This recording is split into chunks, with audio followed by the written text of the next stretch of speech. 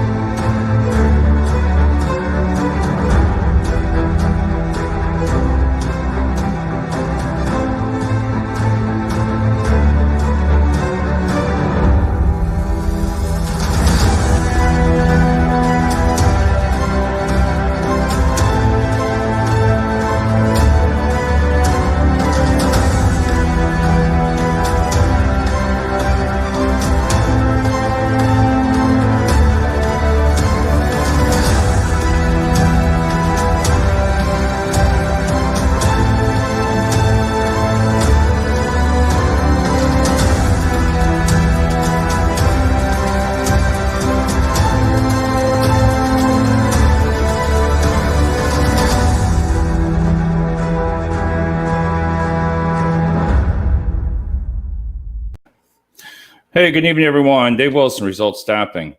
I cannot wear these glasses tonight because they fog up. Because when you're irritated about something for staffing in the world, they fog up and you can't do it. And tonight's just a quick message, and it's about staffing companies and your reputation. Not only the staffing company, but the corporate's reputation. Because, hey, Tuvia, how you doing, sir? All the way from Miami, Florida. I'm going to give you a great scenario, and this goes out to the corporation in Allentown. I will never, ever, ever staff for your company. Never. You went out. This is what a corporation does. They went out because, I'm not going to say their names, but the one staffing company wasn't performing. They weren't performing. So that VP reached out to multiple staffing companies. I know all of them. Multiple. Oh, praise. Yeah. Can you do this? Yeah. The other company's not working out. They're not doing it. They need all these candidates by a certain time. Well, you know what happens and how that affects, and it burns the bridges of the staffing companies with it. It's got to stop, because that's never going to happen with me again.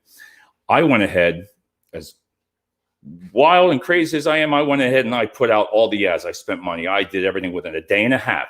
This is that VP. He knows who he is. I don't care if he watches it or not. What he did not only affects me, but it affects the 10 candidates now that I told them tonight. This is the company, this is the guy's name that did it. Because it has to stop. You cannot overpromise. You can't reach out to other staffing companies because you're pissed off for one or two times and say, oh, I got this big project. We got to get it done.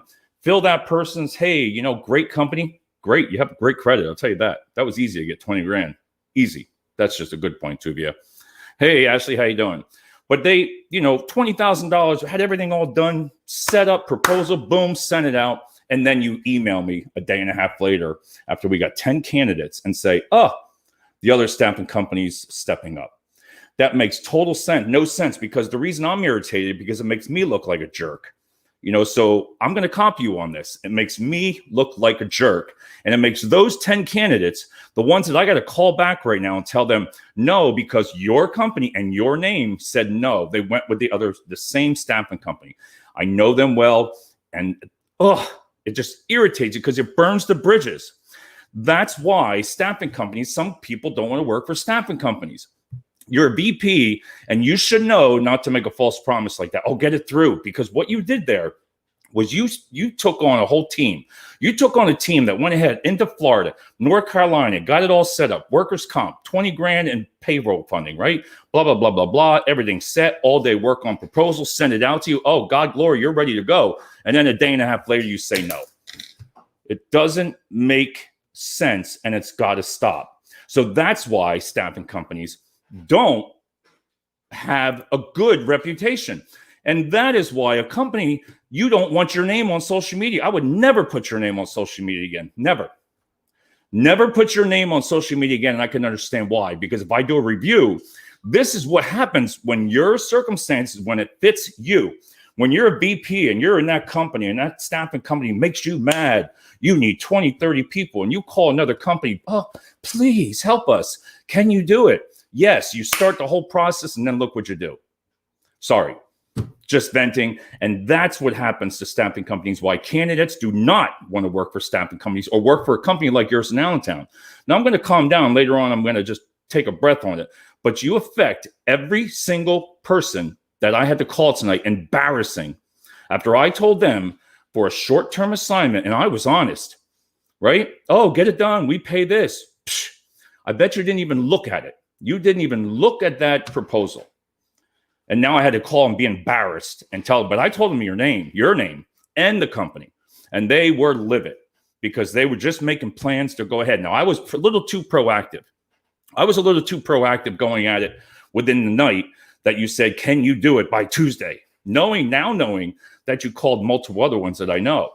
And I'm not going to say anything there, but what I'm saying, my point is, don't overpromise and don't do that to staffing companies. If you're irritated with them, get rid of them, because you told me that company does not perform. Did you tell them? I bet you all you did is just call over there and they're not performing. We hear it all the time. Well, they're not performing. This is why sometimes it's great to speak the truth, because you need to hear it. So the next time you call a staffing company and you can't find candidates because they're slacking off, and then you call them and you yell at them and you say you threaten them, and then they all go crazy. Everybody has a meeting. Oh, we got to find 10 people for them. This is the results that you cause. It all goes downhill. That's why candidates don't want to work for staffing companies. And it gives you a bad name and it burns the bridges, because I will never staff for that company again. Everybody have a great night.